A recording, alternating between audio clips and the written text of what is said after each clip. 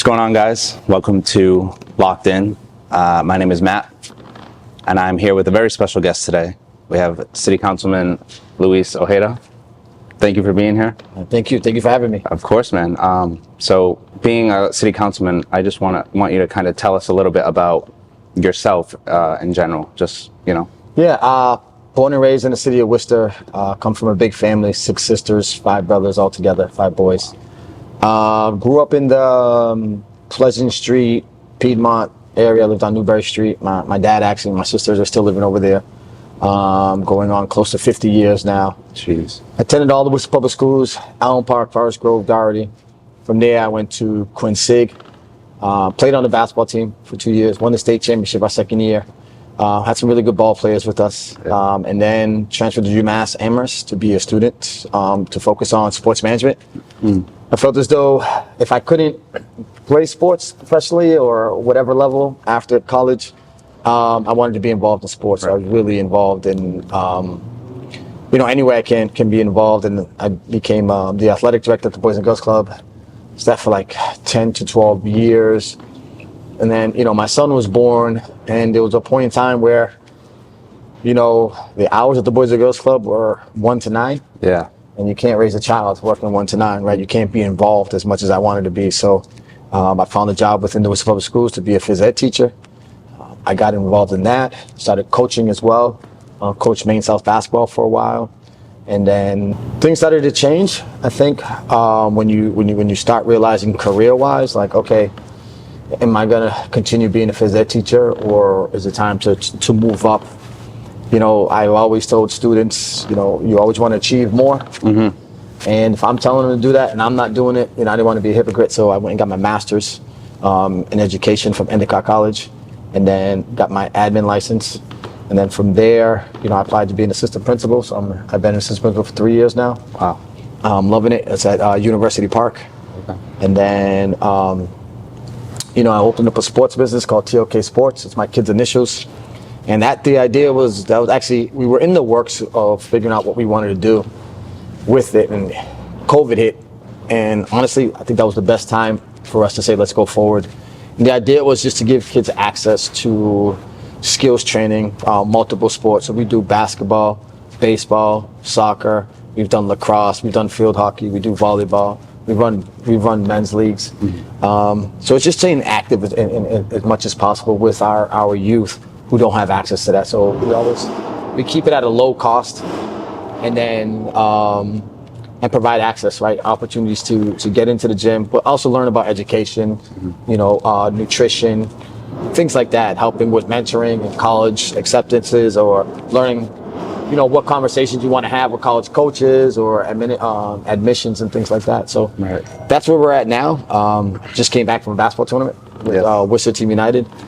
We won the championship, so I'm excited about that. There you go. Took the bell. We took it. Yeah. But again, it's just continuing what I've learned as a child coming up in the city of Worcester, of the barriers that were there, mm-hmm. and the gaps, and trying to close those and support them. Yeah. I know you mentioned COVID, and mm-hmm. I think this has been such a reoccurring kind of thing in our segments recently with other guests that we've had on our show, of them kind of pursuing their passion in the midst of COVID, because, everyone just kind of saw it as this downtime where, not much was happening. And mm-hmm. for people to kind of take advantage of that time, and like you said, that was your time where you decided, all right, let's go all in. And, I just think it's become such a common pattern now with everyone we've talked to. And mm-hmm. that was kind of the birth with us as well. That's kind of when we decided, let's try and do something more, Right.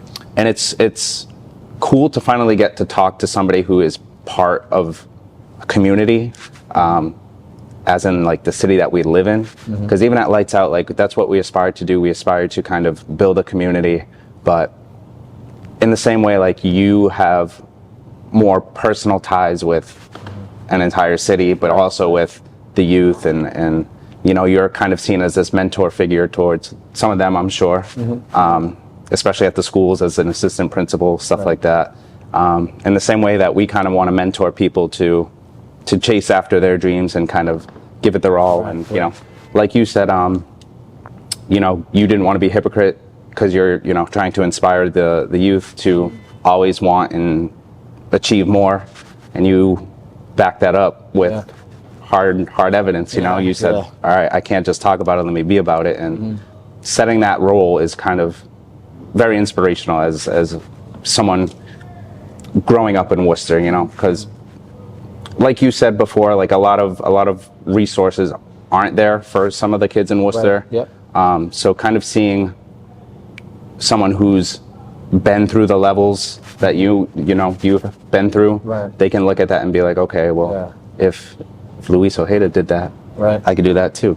You know, hearing back from former players, students, even teachers, right, or people in the neighborhood who are just happy to see where I'm at. You know, I had a student come up to me, and he was in the 7th or 8th grade last year, and he's like, wow, my dad said that you were a phys ed teacher, and now you're an assistant principal, and now you're in a city council. He's like, wow, that's inspiring. He goes, that's the person I want you to see, right? I want you to chase dreams like that and goals like that.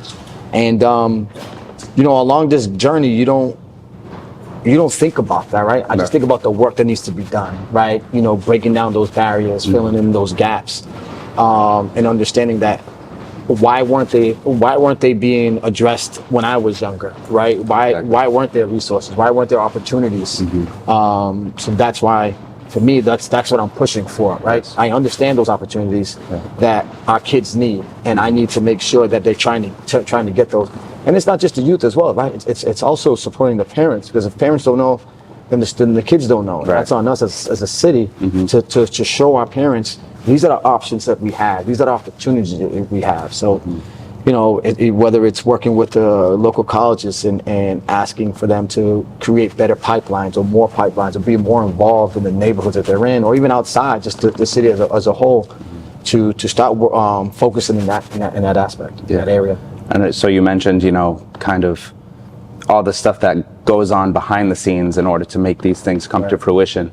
And that's another aspect of, you know, Lights Out Collective, where it's the work that you put in behind the scenes that not everybody sees. But then eventually, like, it's going to sprout into something that's tangible or you know, something that you can see. So, you know, those hours put in behind the scenes that no one else sees, and you know, no one really knows what you're going throughout this whole campaign, right? They only see maybe the results at the end, you know? So, but no one knows, like, the blood, sweat, tears, you know, the sleepless nights, the early mornings that you had to go through to get there. There's a lot of it, right? And then at the end of the day, too, I have a life, right? A regular life where I'm a father, a husband, an uncle, a brother, you know, all that comes into play. But what I try to let the youth know, my students know, is that when you're hired to do a job, no one cares about what's going on. They want results. Exactly. Right? So I run Worcester Team United in TLK Sports. I need to make sure I'm there at practice all the time. Even though I'm running for a campaign, even though my daughter she's in college now, may need me to pick her up, or my son may need me to grab his stuff for practice, whatever it may be. I can't be late, right? Consistency is important. So I have to make sure I'm there all the time, and I show them that no matter what's going on, you still matter.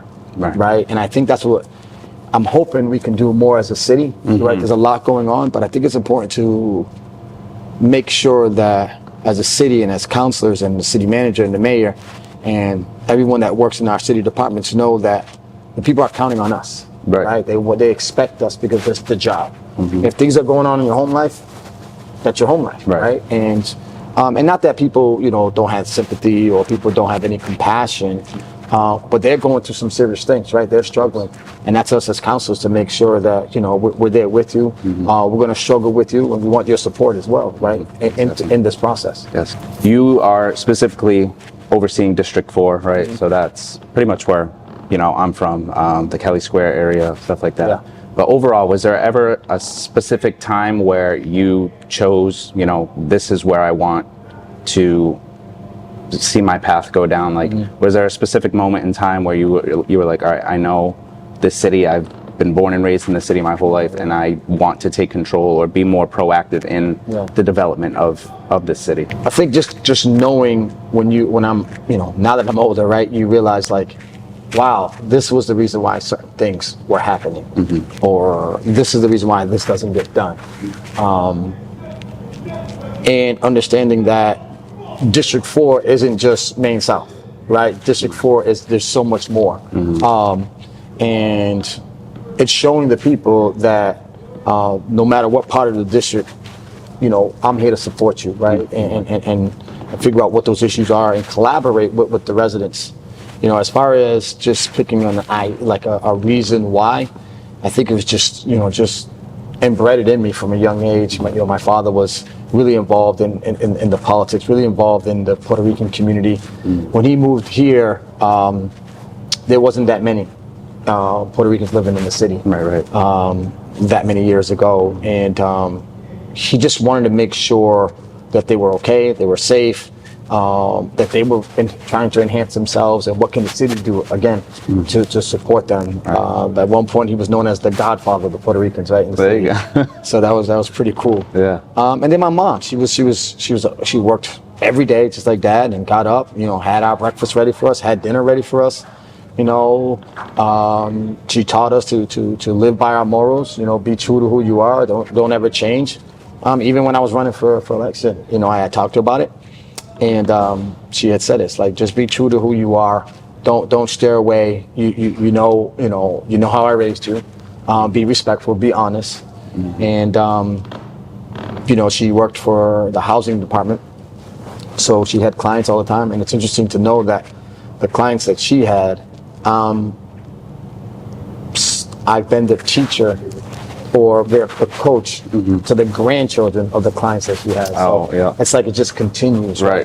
So I don't want to let it go. Right. You know what I mean? It's like, that's what I mean. It's been inbred in me, right? So it's like, if I'm letting them down, I'm letting my mom down, or I'm letting my dad down. So it's like, just keep doing the work and just trying to enhance everybody around you. I was gonna go into like another question that I did have, where it was like, when you get into stuff like this, how do you stay true to yourself while also serving a separate cause, or in a way, kind of just a greater cause, because we see in kind of larger scale politics, they make all these kind of, empty promises. Yeah. And I think, like you said, having that story with your mom, telling you, be true to yourself, be kind. Would you say that's a major influential point of how you conduct yourself now while being Yeah, definitely, man. At the end of the day, and I'm getting goosebumps to be honest with you, I think it's just this, at the end of the day, right, just keeping it real, right? You have to just keep it real, because the things that people are dealing with are real, right? The things that I grew up and I've seen, I was amazed by, I was wowed by, but you kind of got used to that, and that wasn't okay, right? So for me, it's just understanding the issues that are going on in our city, in District 4, and just keeping it real and understanding that, whatever is going on, like I said, it matters to them, therefore it should matter to me, right? Because I'm your counselor, and I'm the one that's in position to help make those changes for you. So, yeah, I mean, just having my morals and just being an honest person, I feel as though is important. If you mess up, you own it. But at least you're coming from a good place, right? At the end of the day, there's no hidden agenda. Right. What you see is what you get from me. Like, I'm gonna work hard for you, and if I have to be there for 6, I'll be there for 6. If I gotta stay later, I'll stay later. Whatever it is, it's not gonna be like, oh, I can't do this right now, because no, this is what matters. Right. So, yeah. A lot of the times with these passion projects or these bigger dreams that people have, they come along these bumps in the roads or these kind of walls that prevent them from wanting to continue to go forward. That's some people's dreams are stomped out. Yeah. Have you ever faced a time where you kind of hit that wall and you were like, should I keep going, or is it time for me to step back, or either way, how obviously you're here now, how have you broken through those walls and convinced yourself this is worth it, this is what I want? Not to say I haven't hit walls, because I think, again, you persevere. You create a type of discipline from what you don't have and what you don't know you could have had, right? Because of the supports that weren't there. And if someone just reached out and like, oh, wait a minute, I can do this, right? You just find a way to get over the wall, get around the wall, as they say, but through the wall. So, and I guess that creates that discipline in you and myself to say, I just look back and say, yeah, there was a lot of barriers. There was a lot of things that held us back. But I guess for me, it's like, you just don't quit, right? You just can't give up. You know, again, I wanted to be a Major League Baseball player. Didn't work out, but I wanted to stay in sports. So I'm in sports. Right. And then I look back in my life and say, well, why didn't that happen? Well, I didn't have access to training. I didn't have access to, you know, going into batting cages. You know, baseball in Worcester starts in March, right around there, ends in late August. So you got about 6 months. For the next 6 months as a kid, where are you going? What are you doing? I didn't realize that was a wall, right? You decided to do something else, right? So, or I would be in my backyard, I'd still be playing. But then you look back at it and say, wow, if I was disciplined, I'd go to practice, I'd show up. If the coach told me this, do that, I would do it. But it's just, I think just continuing on. And then as a counselor, what I've learned is that I can't allow a wall to be in the way, right? Like you always tell students, just keep going. Anything gets in your way, find a way to push through it. Learn how to advocate for yourself. And that's something that, as a counselor, I want residents to do, right? Advocate for yourself, ask questions. Some people I've spoken to, oh, I didn't know I can do this. I didn't know I can call you. I didn't know I can go to City Hall. I didn't know I could put a petition. How do I put a petition? You have conversations with them. But those are walls that come up real quick. And some people are like, forget it. It's not worth it. No, it is worth it because that's valuable information, valuable knowledge that they have of things that are, again, barriers, things that are creating gaps for us that we don't know about it. Then yeah, those walls are being created, not knowing. So it's just pushing through, asking questions. It doesn't hurt to ask.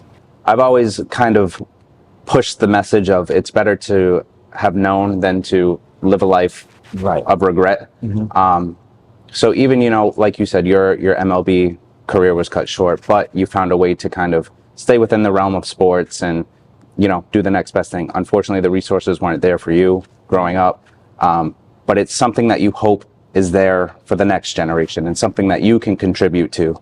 And it's the same with the collective. Like, if we put these videos out and nothing from it comes of us, you know, like, okay, we made these videos, so be it. But I think at the end of the day, more important for us, for those who watch or see these types of videos, and they kind of get that spark where they're like, okay, these guys are promoting a community where you don't give up. And, you know, if anything is worth having, it's not easy, right? So otherwise everyone would have it, you know? Correct. So just taking that extra step to kind of, you know, keep going and not give up just because you're told, you know, you have to work 9 to 5 for the rest of your life. But people don't understand, like, yes, that you may have to do that for a while, but there is still time, especially when you're so young. And that's why, like, I know you appeal to the youth so much, and you know, continuously help them throughout your career, you know, whether it's sports, whether it's at school as an assistant principal. But it's really important to kind of get the future of our generations on the right path to not give up, not seek out those resources just because they don't know, you know, where to get it from. So we hope to instill, we hope to instill the practice where if you want something, the only way you'll know is if you go out and get it. Yeah, gotta get after it. Yes. So as an educator, as someone who's dealt with children of all ages, what is something that you hope these kids walk away with at the end of their, you know, schooling career, maybe just by talking to you? Love that question. I think it's something that I learned at the Boys and Girls Club, and as an educator coming up. Two things. It's if there was something that, if you was in a room with young adults, young kids, what is it that you would want them to know? What is it that you would want them to learn? What was the one thing you want them to learn? And the other thing is, as an educator, is you have to migrate into the mind of the learner, like an educator, right? Dr. McDermott said that. So shout out to Dr. McDermott. He came into a training at Claremont Academy years ago. And that really stuck with me. I was going to say, yeah, it's clearly stuck with you. Yeah, Huh? it was just like, it wowed me, like, you do. And that kind of goes on with the mission as a counselor. But, you know, you want your kids, you want the students to know first and foremost, what comes to my mind is I have their back. Right? We're gonna struggle, and struggle's good. Struggle's okay because we're gonna struggle together and we're gonna persevere. But I want them to learn that discipline is important. At this day and age, there's just so much going on. There's so much going on. And you wake up in the morning, you're on your phone, and just so much going on. But the world is going on around you, and it will continue to go on. You stay in your bed for all day. If you don't, you decide to go to work or not. You guys start at school or not. But it's just staying disciplined on what you want to do, and then getting that advice, getting that support, advocating for yourself. And there's kids that are afraid to advocate for themselves because they might want to venture into something that they feel as though people think it's not a good career. Yeah. And you don't want that, right? So for me, it's about building that relationship with the individuals in front of you, even adults. You want to build relationships where they feel comfortable around you, and they'll take risks. And those risks will be asking questions and believing in you, and believe in what you say to them, because then they'll go and do it, right? There's so many times where kids will come up to me about jobs and things like that. I say, well, this is what you need to do. Oh, but no, you do the work. When you're really, really struggling, you feel as though you can't reach out. Right. But try to get through it first. You know, just, again, believe in themselves, be honest, true to who you are, right? That's going to go a long way.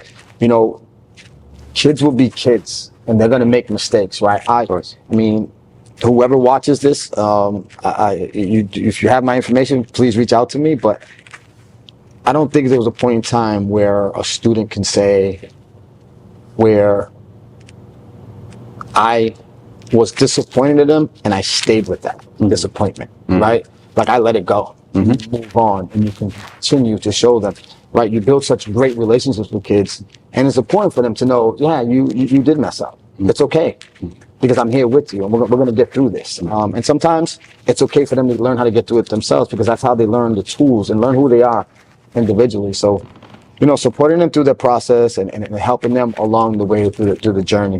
Where I've had actually students come up to me as grown men and say to me, you know, just being so thankful to me and the work I've done, and that the way they approach life, because I was their coach, was, you know, what would coach want me to do? Yes. How would coach want me to handle this situation? And they're like in their 20s and 30s. And that, again, I'm not doing that for them to come back and say that to me. I'm just, again, keeping it real with what the world is. And, you have those tough conversations with them and say, yeah, you know what, you feel as though the world don't care about you. Yeah, there are parts of the world that don't, right? But are we just going to continue to sulk about it? Like, we gotta find a way through it, because at the end of the day, you can't blame others. I always tell students this: you're going to be 25, 35, 45. You're going to look yourself in the mirror and you're going to say, did I do everything I need to do for myself? And then anyone else that's coming up around you.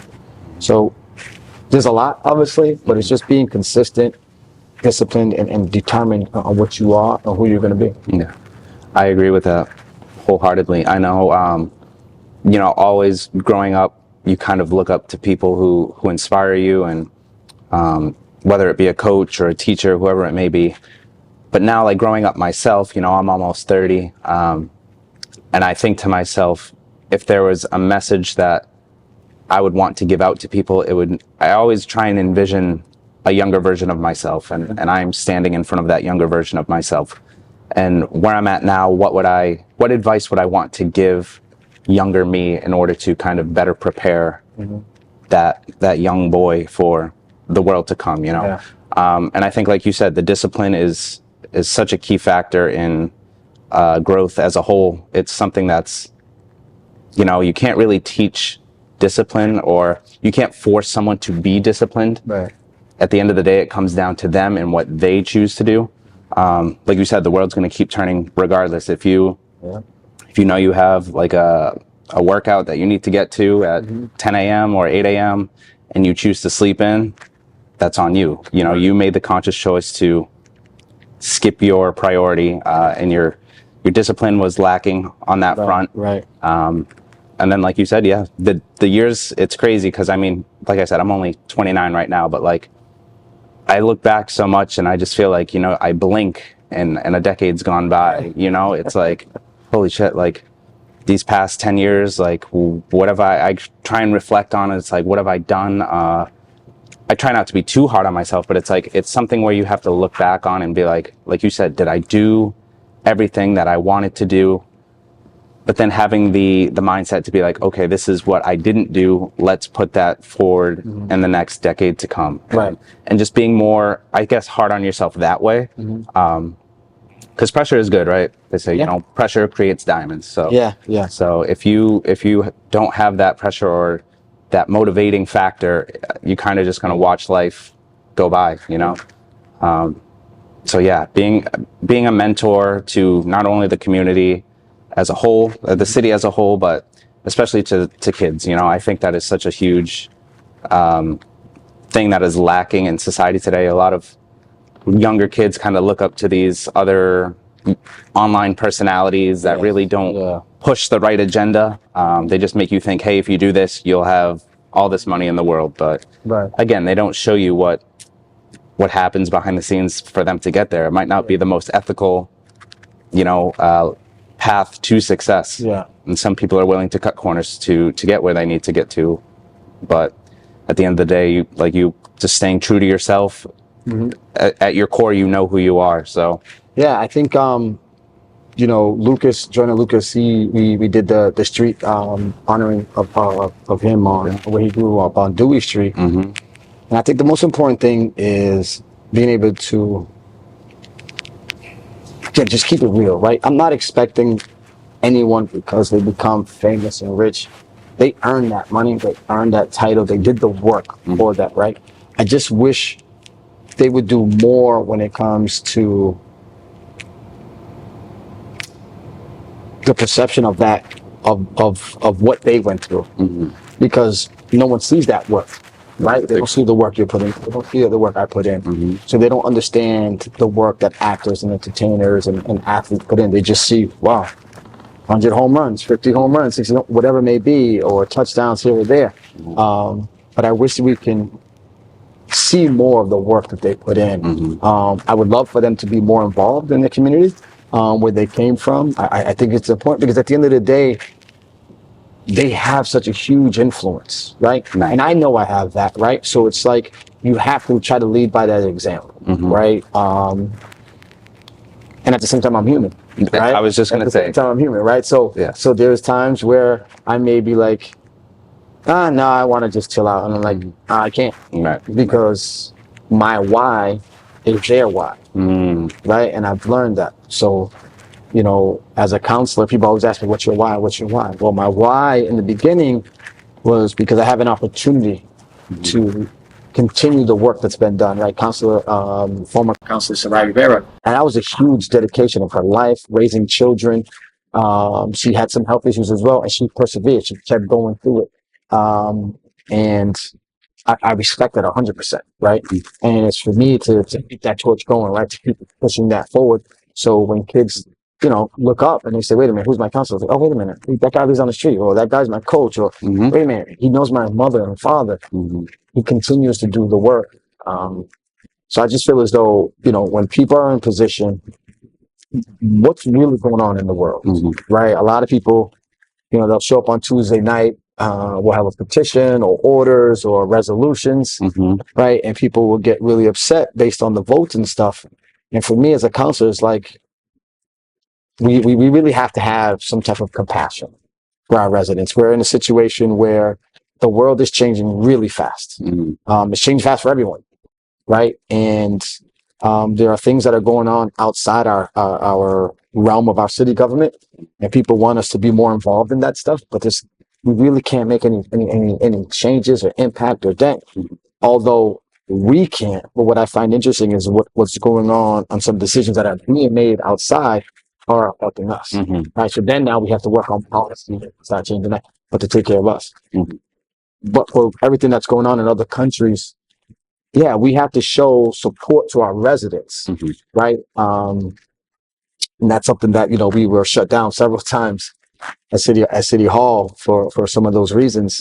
I just felt bad because we don't have a forum in our city for that. Right. But that's something, those are conversations I have with the city manager, with other councilors, is trying to figure out ways, how can we do that where we don't get interrupted, so the work can get done. I mean, there's times where votes have to go through and we have to push them off, so things get put on hold. And if things are getting put on hold, that means things in the neighborhood and the cities are getting put on hold, right? So I really do. I really understand people's, they're hurting, they're concerned, and it's not to show that we don't care. We do care, and I've shown it. Now people believe in me. Still got to get this work done, right? Because it turns back into helping those, to us that are in pain. So it's tricky, but I think we just need to show more of a united front as councilors on that end. Yes. Love that. The what is your why? I think that's a popular Will Smith quote. I forget what movie it's from, but Right. I know it's a quote, I believe from Will Smith. But to anyone watching, I think, if you wake up in the morning and look yourself in the mirror and ask yourself that question, what is your why? It's a very philosophical kind of thought, because you are more than just a speck of dust on this planet in this massive universe. You have purpose, no matter how small you may think you are. And it's just, it's what you do with that passion and with that drive that can really define you and your community as a whole. It's not just about yourself, but it's about others who you can reach out to and help inspire as well, as you've done throughout your many jobs as, like you said, a high school teacher, city councilor, coach. And it's amazing. I think when you get older and you start to look back at these things, it'll bring a tear to your eye, a smile to your face. And you'll really feel like, hey, I did make a change in people's lives. What I would say too about the why is, my why was, in the beginning, was my why because of how I grew up in the city, in District 4. A lot of rundown neighborhoods, a lot of violence, dealing with drugs and things like that. Noticing one side of the city was very different from the other side of the city. So those were my whys. And then my whys changed based on meeting residents and say, okay, it's more of their whys, right? And I always want to push their whys. But it's also, I guess, to those that are watching, stick with your why, right? Stick with what your why is, because your why is who you are, right? But it also, your why changes because of the field you're in, right? If you're an athlete, if you're an entertainer, your why is your why, and you stick to that, and you drive, and you let that drive you. But when you get into the public service field, your why does definitely change and becomes a public why. And you still stick true to what your why is, but you realize your why is very similar to the rest of the whys in the city. So definitely stick to your why, and surround yourself with people that have that similar why, or that similar reason to advance. And that's something I tell the youth. It's like, you want to be around like-minded individuals. The more you do that, the more it pushes you. When I was doing my admin program, I just had to drive out to Springfield, and it was a ride, right? You're driving out there. Yeah. When I sat there and we got into that room, and it was a total of 20 of us, and we just started talking about our day and the week and stuff like that. I left there feeling good, like I want to do more of this work, right? And it happens same thing at council, right? I'm there. We're listening to everybody's why, right? You come in and speak. You have your petitions, your reports, and all that stuff, and you're listening in. And there's many times where I leave and I'm like, man, I want to do more. I got to do more. There's more that has to be done. And I'll send a message to the city manager at night. Say, hey, listen, this, they said this. I'm really interested in looking into more of that. Because that's like, and it just gives me that push to just keep going. Like I said, it's amazing to finally talk to somebody who has, such a wide impact on a community, and having it be more personal, just having it be the community that I've grown up in the past 29 years myself.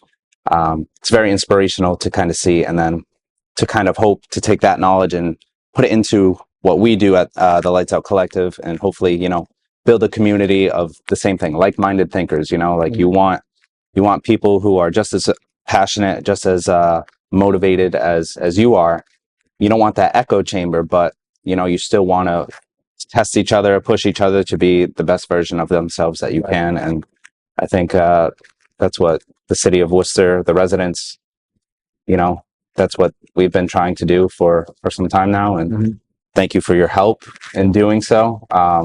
So City Councilman Luis Ojeda of District 4, do you have any closing remarks regarding elections and like the ballots? Yeah, November 4th is the election. District 4 has, I think, 8 to 9, maybe even 10. I know some of them have changed. Polling stations. If you're not sure where they're at, you can look them up at the city of Worcester, or you can reach out to me as well. And then, just look at those that are running for election. Get to know them. They all have websites or places you can get to know them better. Reach out to me if you like, and you want people that are going to be about making positive changes in your city. As a councilor, I'm hoping that that's what I'm focused on, and I'm really focused on this term more revitalization. I've learned a lot, learned who to go to get some answers or get some things done. And I really want residents to know that you can definitely reach out. I want more residents involved. I've created a few more neighborhood meetings. Some of them have disbanded since COVID and stuff. I'm trying to get those back because I want more residents to be involved. The more I hear from them, the more I can move things forward in certain directions. I was walking up Perry Ave and I was shocked to see how bad that street was. So I put a petition right away for us to redo the whole street. So those are the things, right? If I'm not in those areas, and I try to get to those areas, District 4 is a big area. It's highly populated. It's really condensed. But I love it, right? It's full of culture, vibrancy. Everything starts in District 4. A lot of people were born in Worcester and that live in District 4 have moved out, but this is where it starts. And I'm here to support you. I'm here to listen to you. I'm here to do the best I can for you. And even those that don't believe in, right? At the end of the day, if I'm your counselor, I'm your counselor. I'm still here to support you. I won't hold the grudge if you don't vote for me. Right. It is what it is. I'll still do the job on your street. I'll still do the job for you and your family and your kids. At the end of the day, that's my job.